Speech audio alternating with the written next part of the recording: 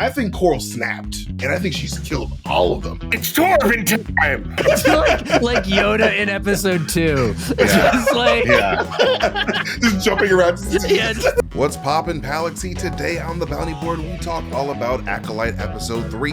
So kick up that warp drive and let's punch this thing.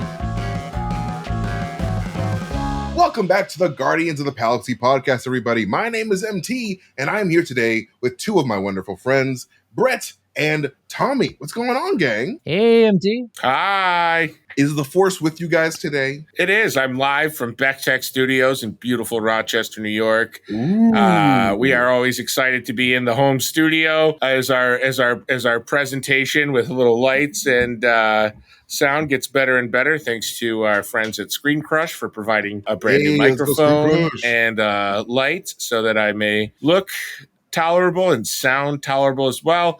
But it's not about me. It's about the twins, bro. And twins! Yeah. Twins? What kind of twins you talking about, boy? Force-sensitive twins. Witch twins. The Force-sensitive twins. Force-sensitive witch twins, bro. The Twitches.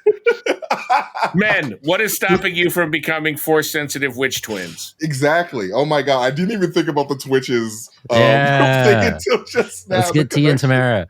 Yeah, Tia and Tamara. Oh my God, that'd be an amazing cameo. But yes, it's all about the Twitches. In this episode of The Acolyte, episode 3, we go 16 years into the past to discover what happened on Brendok. Well, a little bit of what happened on Brendok 16 years ago with the younger Osha and May. And I really liked this episode because, like, it was really cool seeing, like, you know, the magic of the witch coven, and like it's cool to see a different type of witchcraft, like outside of the Dathomirian witchcraft that we've known of from the animated series and a little bit from the Ahsoka series that just dropped. But what did you guys think of the episode? I really liked it. You know, as you said, we go back and learn, but not too much. I think of this as like a runny egg. Like it's like I call it like an omelet episode. Like we broke a lot of eggs in this episode. We've added some color and palette and some visual to the anecdotal tragedies that we learned in the first 2 episodes, but we didn't get a ton of answers because there's still a lot of, like, other than what we knew, which was May survived that moment where her and Osha both fall. It was kind of implied that the family that had passed away, we didn't know too much about that. And we also, it seemed as though the Jedis were way more responsible according to May's motivations. And we don't really get too much of that in this episode. We get kind of just the friction between Republic and non-Republic participants and Force users that fall under the strict code of the Jedis, and the little more loosey-goosey, freewheel and witchy energy that, of course, I, as a Grateful Dead fan, identify with, and I want to be a witch way more than I want to be a Jedi. Anyway, Brett, what are your thoughts? Yeah, I think it definitely the lore drop episode, right? Where we're opening up a lot of things that like have widespread implications for the rest of the universe as a whole. I think the Disney Star Wars shows in general can be a little cheesy at times, especially when they have child actors on. So I feel like there was definitely some cheese in this episode. But I like it doesn't whatever. Star Wars has always been for kids. It's fine. I think it's really interesting that we are getting kind of like a confirmation that like Palpatine created Anakin. Like that's like let's jump into like the meat of what was like the implications of this, right? Is like these 2 twins were created somehow by the Force. And it's been a long time fan theory, right? That like Palpatine created Anakin through the Force. A lot of people have been like, that's not what he really meant when he was like, I created you. But now it's like, oh no, I think Anakin was conceived via Palpatine's witchcraft. And I'm interested to hear what you think about this. I feel like the implication from one of the mothers to Mama that like, and how you created them. Like, what if I revealed to the Jedi? Like the Jedi would be like, my stars. Like it's obviously something so taboo that even the witches are uncomfortable speaking of it out loud, right? Like they're like, I dare not say it. But MT, what did you think about that? No, I feel like, you know, that was like Brett was saying, like the big meat of this episode, and like the real surprise of this episode is that like there is some type of like science behind an unnatural birth. And like that's exactly why the coven is afraid of like the Jedi learning about like their secret technique, because it is unnatural. It goes against what you're supposed to do, what birds and the bees and all that stuff. We all know how a baby's made. You're If supposed you to don't put on know, some Black Keys music and take your bed with no bed frame and have about 1 minute and 15 seconds of mediocre intercourse on it with a broken condom. That's how babies are made. Yo. Oh no! Well, the first first 30 seconds is me crying, as is the last 30 seconds. The 15 seconds in the middle is the action, or what I like to call the honeypot. Like it's that type of unnatural type of force technique that Palpatine was talking about when he was talking to Anakin in Episode 3. Is like the dark side of the Force allows unnatural, wild stuff like that to happen. And we get parallel. We get a couple of different parallel quotes in there where, as you said, literally using the phrase "unnatural" and with purpose, right? Like that line was delivered with pauses 100%. Between the sentence before and sentence after. So like that was meant to a natural wink, shine a bat signal to fans of the prequels and good old Sheevy. There was this one Darth Vader number 25 from 2017 and 2018. There's more than one? Yes, I think so. I don't know. It's been a while. The Darth Vader comics are really good. If you haven't read the Darth Vader comics, they're literally peak Star Wars in my opinion. The 25th issue of this, I think the second volume, shows us Darth Vader entering the dark side of the cosmic force through a portal on Mustafar. And in that portal, like he gets like various answers in a similar way to the World Between Worlds for Ahsoka. Like it's the dark side version of that. And so like in that vision, he sees Palpatine over his mother's shoulder, kind of like manipulating her womb. And like you can see like the force in her womb. It's like that's like the clearest tease I think we have in Star Wars canon of Palpatine like legit actually influencing Anakin's birth through the Force. So like, this series, like even though it seems far away from the Skywalker saga in terms of years, feels like the very beginning. This feels like it is separate from the Skywalker saga, but in a lot of ways, the first two episodes I felt tonally felt very similar, obviously with, having secret twins. This is like a huge thing. But man, when you hear things like who's going to miss 4 Jedi and are there children in the Jedi Academy? There are children at the Jedi Temple. There are thousands of them. It's like, wow. Yes. High Republic. That's right. This is an era where the Jedi are flourishing, right? There was a time where, they're so scarce. Everyone's introduction to Star Wars, the original trilogy is like, these Jedis are basically ghosts of the past. Do they even really exist? Right? Like they're like whispers, and it's only like, what? 30 years? In like 30 years, they've just been erased from like the zeitgeist. Now we're getting to see a Star Wars live action series where it's like, there's so many Jedi that we just sometimes misplace a few of them. Yeah. There's too many of them. Yeah. There's too many damn Jedi. Like, I love that because it shows like how unbalanced the universe actually is. Because like the light side is like completely in dominance. Like there's not really Sith, like, doing anything like major. It's like, yeah, we won and like we're now in charge of the universe. And now like this is the beginnings of like the Sith starting to gain some influence in the galaxy. And like I like seeing like the beginnings of that influence. Because like it's always been a mystery up until this point. Like how the hell did, Palpatine learn all this stuff? And I really hope that we see Plagueis at some point, because I think he's coming. I think Manny Jacinto's character, Kyron. Yeah.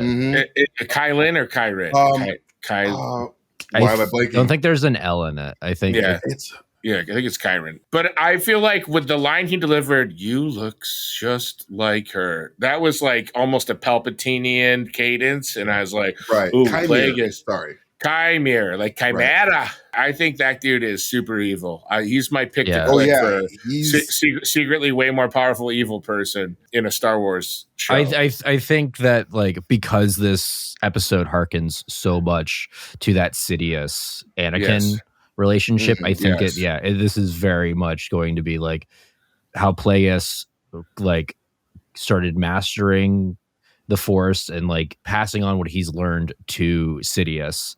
I think we're definitely going to see Plagueis. And I also think what's interesting is I think his research into like this witchcraft is very much sort of one-sided because these twins were supposed to be sharing this force bond, right? And the ritual was never complete. So I think thematically what we're seeing is like a show about power needs to be shared. And when there's an imbalance, absolute power corrupts absolutely. So you have Plagueis being like, oh shit, this girl has all this force within her. She was created for the force. I can do that. But the actual like intention of her creation was she was always meant to share the power with another, and there was always supposed to be balance. And you're saying this hypothetical that if it is Plagueis pulling the strings right now, I don't think he's pulling the strings. I think he's learning the wrong lesson from. But you think he is an observer currently in the world of Acolyte? Okay, 100%. Interesting. That's what I'm trying to wrap my brain around. I want it to be, folks. I want it to be. Boys love Venom. Boys love Darth Plagueis. What else do boys like? I don't even know. Daredevil. Boys love Daredevil. Boys love Punisher. Boys basically love the Midnight Suns. There's this one character that I feel in this episode could actually be the big masked bad guy that we saw in episode 1. And I think that is Coral, Mother Coral. Because like the show is all about dualities. And like we know that Mother Anastasia is like the bright, the kinder mother. And Mother Coral was like, who's the one that actually birthed them physically, is the more harsher parent. That's like, during the training, she was like, I expect more from you, Osha. And like she yells at her wife or her girlfriend, I don't know if they're married. And she's like, you have to be harder on the kids because like, they're going to be the next generation of witches and like they're our next, our future for our coven. And so like, I think that Coral hated the Jedi a lot because like she wanted to attack the Jedi while the moons were high, while the witches were at their most powerful. And Mother Anastasia was like, no, they're going to kick our asses.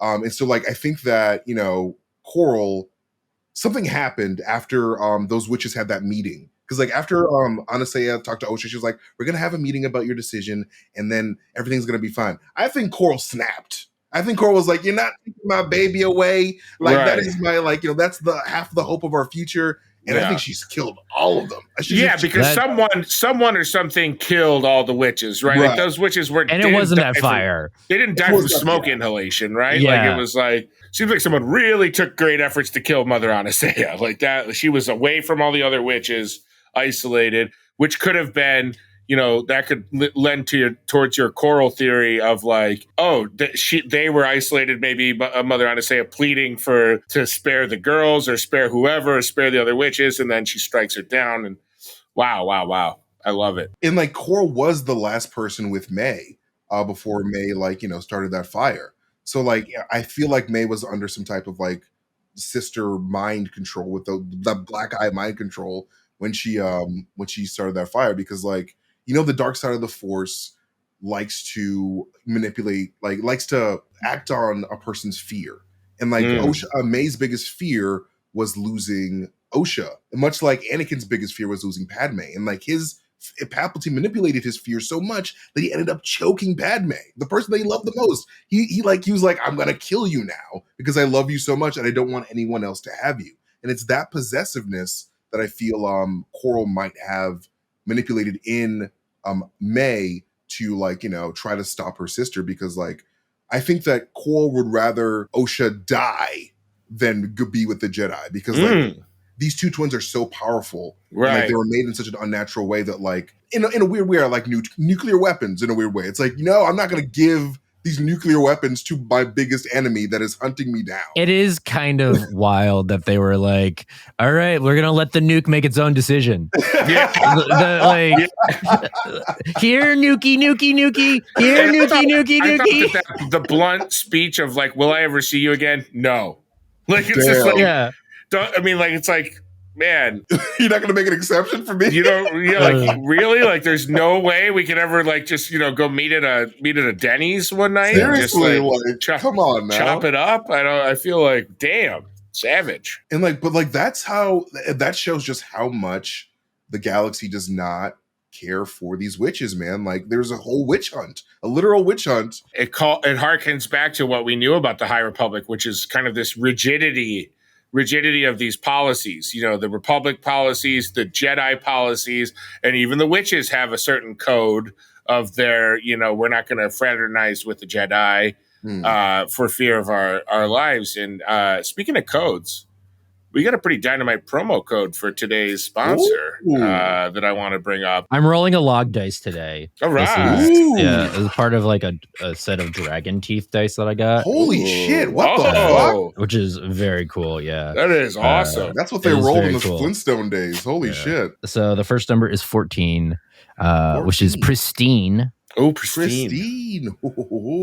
Pristine oven mittens. Oh, yuck. MT, I messed up dinner again because these oven mittens are filthy. What am I going to do? My God. Well, lucky for you, we have pristine oven mitts from... What?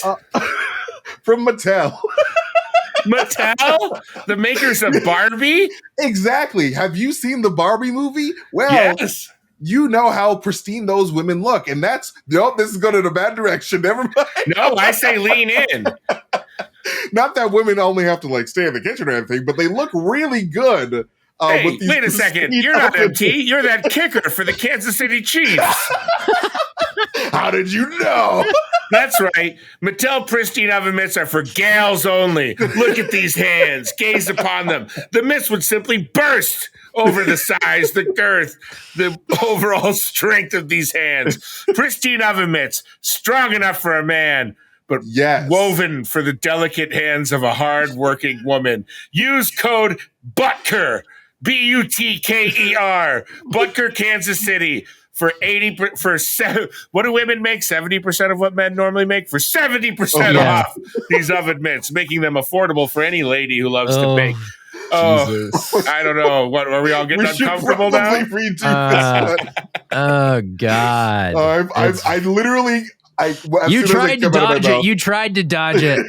And Tommy was like, "No, let's wreck this podcast." Sorry, ladies. It's not me. It's Mattel. Don't blame me. Blame the makers of the gender sexless Barbie dolls that you grew up with. No wags on Ken. Yes, please. Amen. All right. If you're wondering where Whitney is, she's using them right now to cook me a nice manly meal. Yeah. Get in there.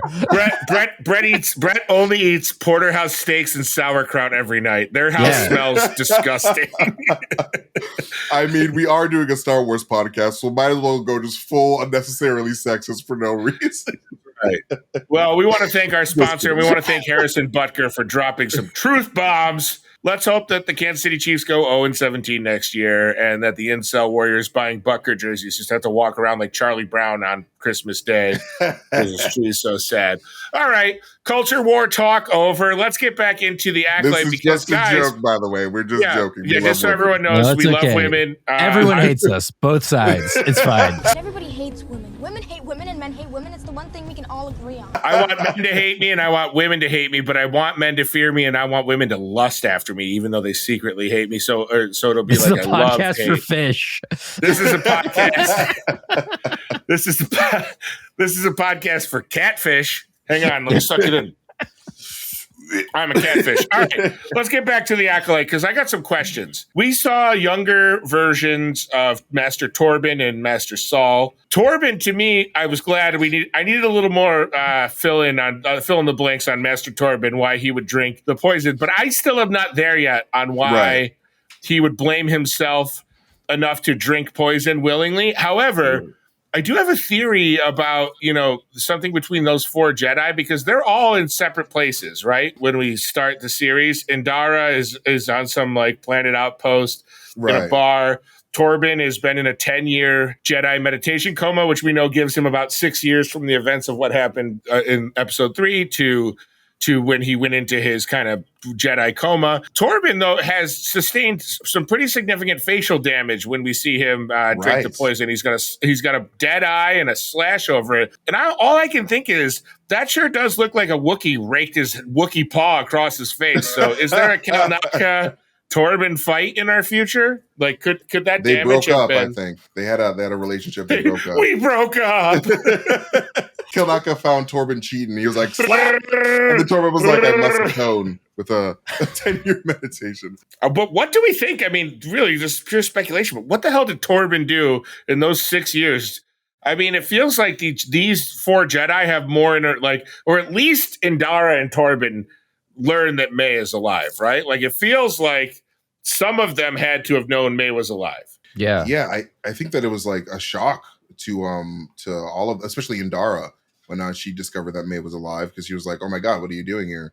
But yeah, something happened. I don't know what happened to Torben to make him get out like that scar. Yeah. I mean, like, I know what happened to him when to get that balding, because it happened to me. It's called genetics and it's awful. Yes, sure. But I do love that they were like, we're going to use him as such a fresh baby face in episode 3. So when he shows up in episode 2, we need to make sure that people know that time has passed. Yeah. What do we do? They uglied him up something fierce, because he's like ready to be in part of One Direction in episode 3. And in episode 2, he looks like Keith Richards' uglier, older, more drug abusing brother. His character feels like he's supposed to feel like immense guilt. Yes. Right. And we did not see that this episode. We thought we were doing the right thing is all he says, right before he drinks the poison. So they have to have done something bad. Yeah. And like it has to be linked to some sort of loss of life, I feel, because like the Jedi are all about defending life, and like that's their whole mantra. So for Torben to feel like he's absolved by like ending his own life, I feel like he must have violated that vow, and like it seems like he blames himself for the death of all those witches on Brendok. Do you think Coral essentially like puppeted all of the other witches and kind of like did a mass mind control, and then he had to like cut through a bunch of witches in self-defense? That would be wild. Like, see Torben time. This is completely cool. It's Torben time. like Yoda in episode 2. Just like just jumping around. He's like, what have I done? The most undeserved, coolest lightsaber battle of all time. You know what? I wouldn't hate that. I wouldn't hate if we get like a lot more Torben. If we get a Tour de Torben Force. Tour de Force should be the name of a Star Wars podcast, by the way. Giving that one out for free. Why don't we just name this segment Tour de Force? Let's name our predictions for next week's episode Tour de Force. Yeah. And as always, Alexa will come up with a great graphic for this. We've got final thoughts. They're awesome, of course. Stick around for our Tour de Force. Hooray. All right. Final thoughts on the episode. I'm going to give mine first. Brad, I want to address your cheesy moments with child acting. I don't blame them. I think the direction and editing did them no justice. In that scene where they're bickering behind their mother's back, behind Mama's back, they started bickering way too early.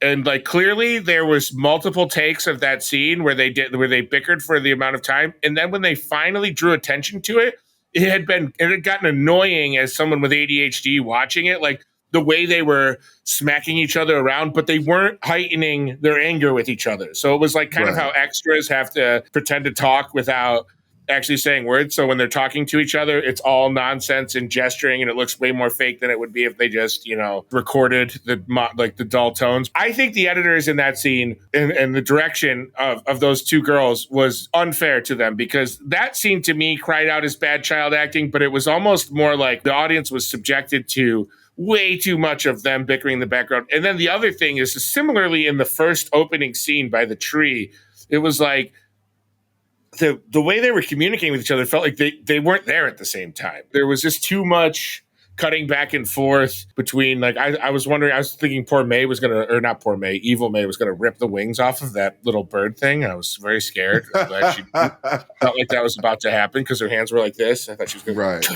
That's my thought. My thought is justice for those kids. Let's get the editing a little tighter on this.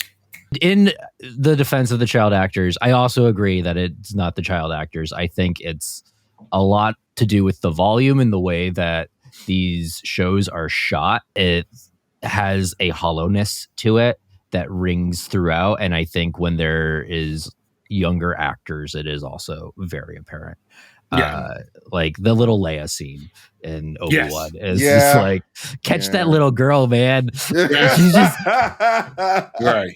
I think that this episode was definitely like setting up some cool lore implications, and I'm excited to see like where it takes the Star Wars franchise next. And there was a bunch of thematic stuff that I think we didn't really delve into, but like it's all about the balance, man. That's what the season's about. And I think there's some commentary on the Jedi in there that we also didn't really talk about that I think is interesting, and I'm excited to see explored further. Scathing reviews of the Jedi. Scathing reviews.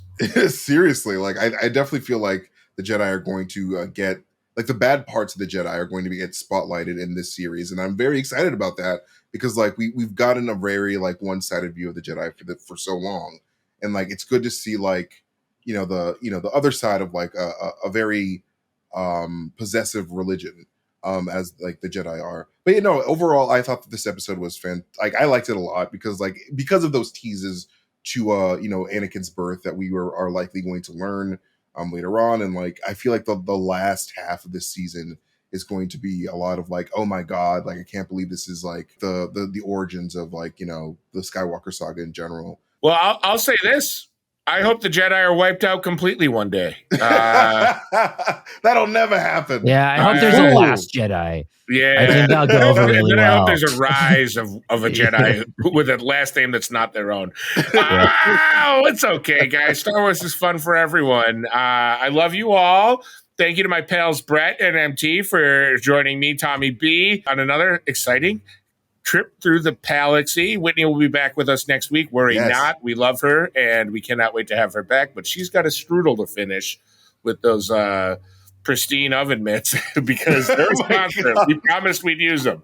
So anyway, we want to thank our sponsors, and we want to thank the Buffalo Bills, as always, for being the greatest football team in the history of the world. And we want to thank women for being amazing. We want to thank women. We want to thank women. We all love very much and know that the three of us would be completely lost without. So thank you, women. Thank you, women. Yes, we love you, women, especially twin women. Because two is better than one. Be good to your pals. Be good to your pals. Don't forget to check in on your pals and give your pal a hug if you're comfortable with that. And if not, give them a friendly wave and a smile. Goodbye. Thank you, women. We love you, women. Mwah.